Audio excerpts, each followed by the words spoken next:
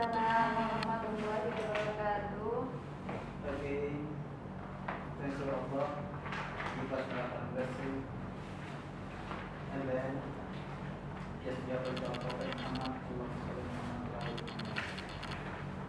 Today, we are continuing our presentation. We'll present it by Suharwinnto, and title is Discover Comprehension. Time is yours. Thank you for you can listen to me. First, I'd like to say Assalamualaikum warahmatullahi wabarakatuh. Waalaikumsalam warahmatullahi wabarakatuh. Good morning, everybody. Morning. Okay, this morning, I'd like to explain about discourse comprehension.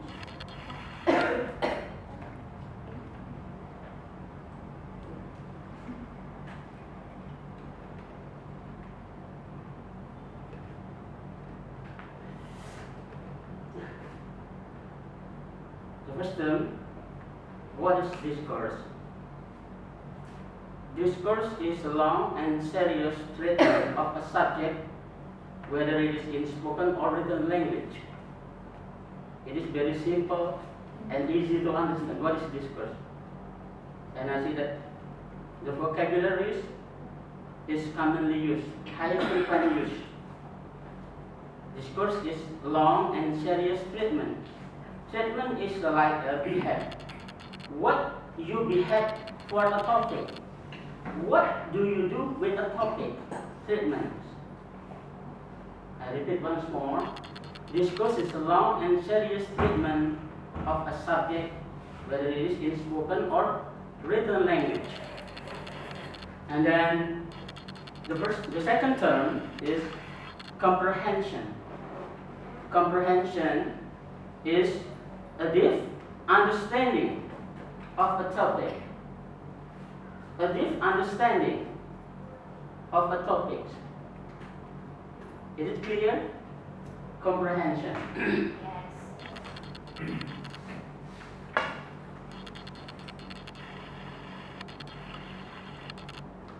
At the general level, discourse comprehension is saved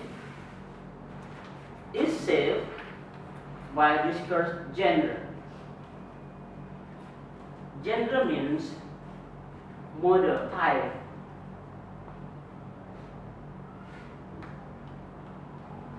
Shape, do you shape? From, to make, to shape. Suppose like it is the shape of this computer is square. That's right. Shape. Discourse genre can be categorized as a function of discourse topic.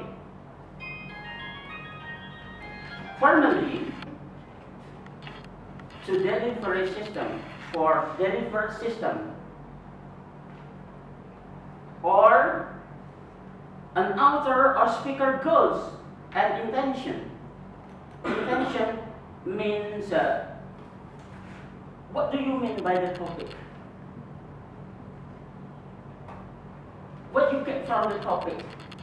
Here, I introduce you here in this paper that I have just given to you. It is a kind of discourse. It is a kind of topic that you should read it. You should read it in order to get comprehension for the topic. Intention. Goals mean purpose. What is your purpose coming here? Purpose. Purpose is mean the goals, tujuan.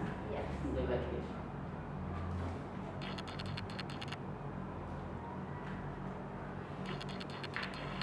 There are,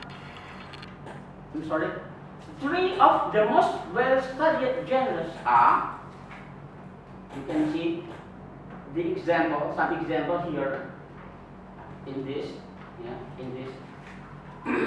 paper that I had given to you. Narrative discourse. The first one is narrative discourse.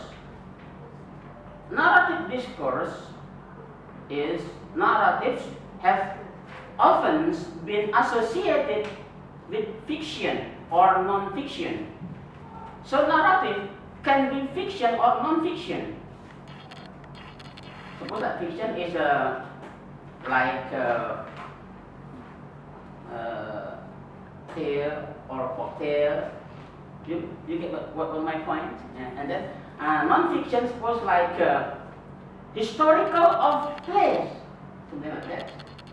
Historical of place, or maybe historical of a moment, historical of the name of a village. Something like that. It's not non-fiction. Okay? And then expository text.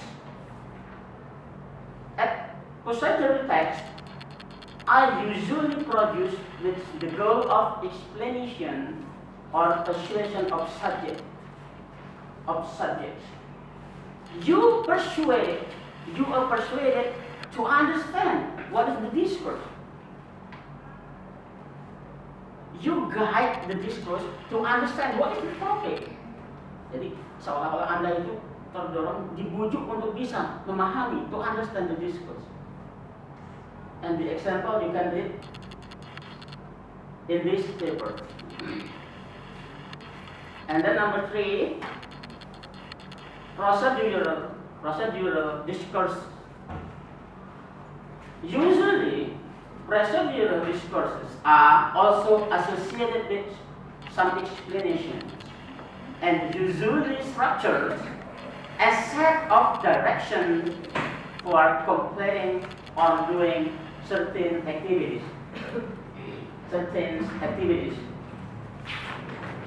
Suppose you bought a van. A van, do you know van? It is air conditioned. A van. When you buy a van, it is not already ready to use. It is not already ready to use. Kalau kamu membeli kipas angin itu kan tidak langsung bisa dipakai langsung kan? You should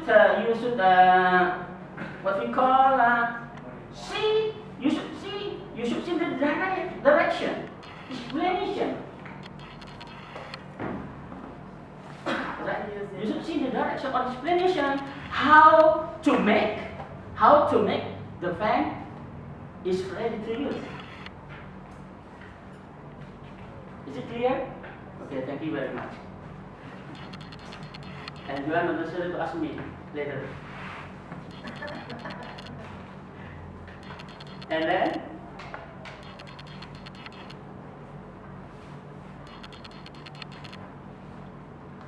linguistic cues. Linguistic cues is in what we call like something what we call models, or what we call sign. You sign. Mark. Yeah, marks. Symbol, that's right. Symbol of mark. Directly influence the ways that reader process and comprehends, and often function to have comprehenders integrating incoming information. So here there are 2 types of linguistic cues. I'm sorry, I add 1 U there. Actually only mistyping. Only 1 U. Number 1 is lexical cues. We know lexical cues as such as like conjunction words. Suppose like and, then, therefore, but, whatever, and maybe, and so on.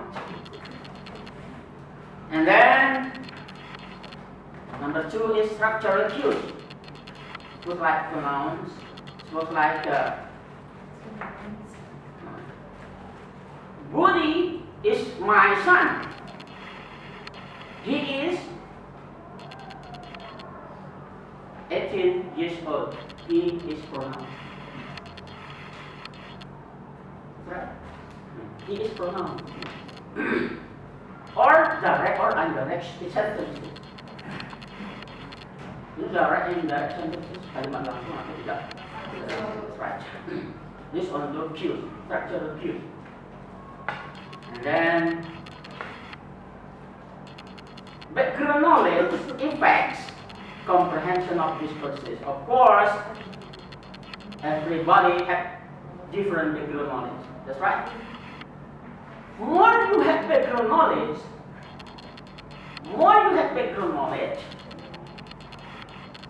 it is easy to understand a topic. That's right. Yes, of course. Yeah. More we have background knowledge, enlarge our background knowledge, so will be easier to understand a topic of a discourse. Background knowledge facilitates comprehender to understand discourse. That I have to explain to you that more we have background of knowledge, it is easier to us to comprehend a discourse. That's right. Knowledge can be retrieved during the process of comprehension. Actual knowledge can get. We can get knowledge by the processing, understanding of a discourse of a topic. Can you get my point? Yes. You understand? Yes. By understanding of comprehending a discourse of a topic of a subject, we can get knowledge. Retrieve means obtain or get.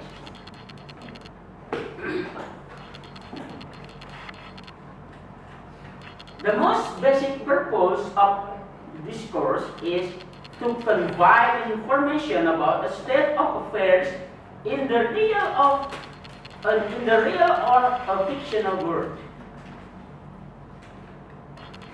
Is it clear? The sentence? Yeah. To convey means to tell, to expose, to give you information, to convey. So, the most basic purpose of a discourse is to tell you information about a state of affairs, maybe about politics, pernyataan state of affairs, pernyataan politik, something like that. In the real, suppose like you real, you know, you understand, or a fictional word, or maybe in imagining world. And then the comprehender's usual goals is usually to achieve or to understanding or to achieve an understanding of the described situation. Is it? I think it is clear. Yes. Yeah, okay. Right. Very, very clear. Very clear. Yeah, very clear. Yeah. Therefore.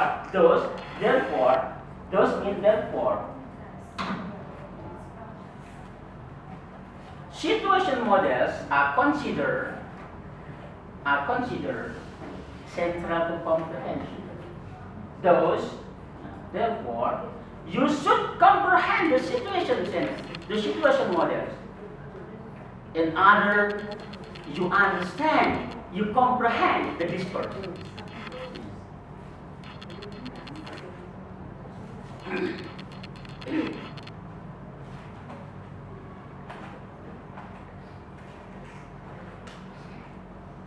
There are 5 such dimensions of situation models that have been distinguished based on the event indexing model. They are Depend on space, and then distinguished by space, distinguished by time, entity, motivation, and causation. You can read the explanation of the terms here. The term here. Yeah, you can. Yeah, we can. You can see the paper. Just read it. Check it, please.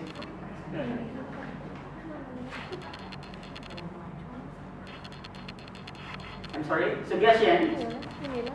The dimension of situation model is often complementary with other dimension.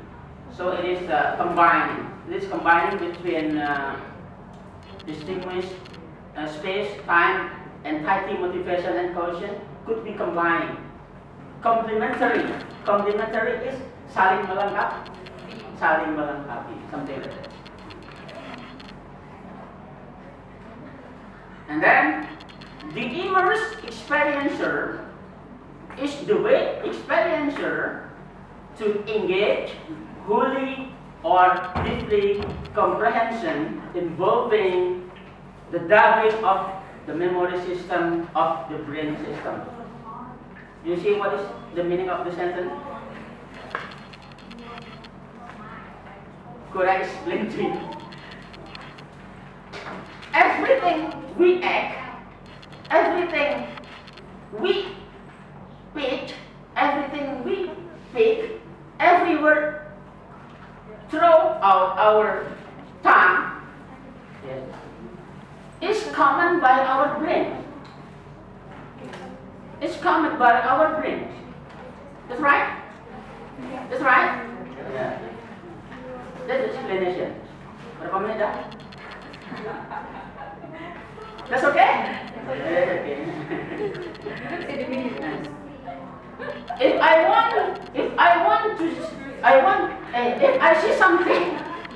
I see something, okay, then never mind, okay.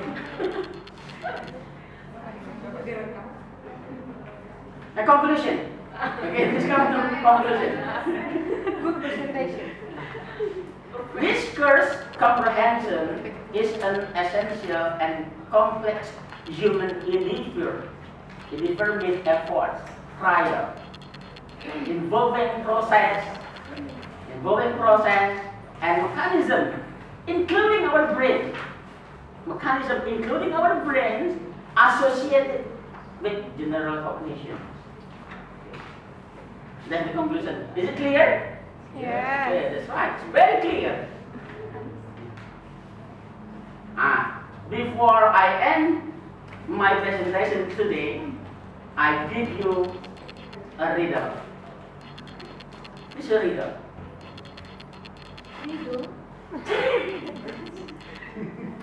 You are not necessarily, if it is make a lot of time, just stop it. There are two widows. Do you know widows?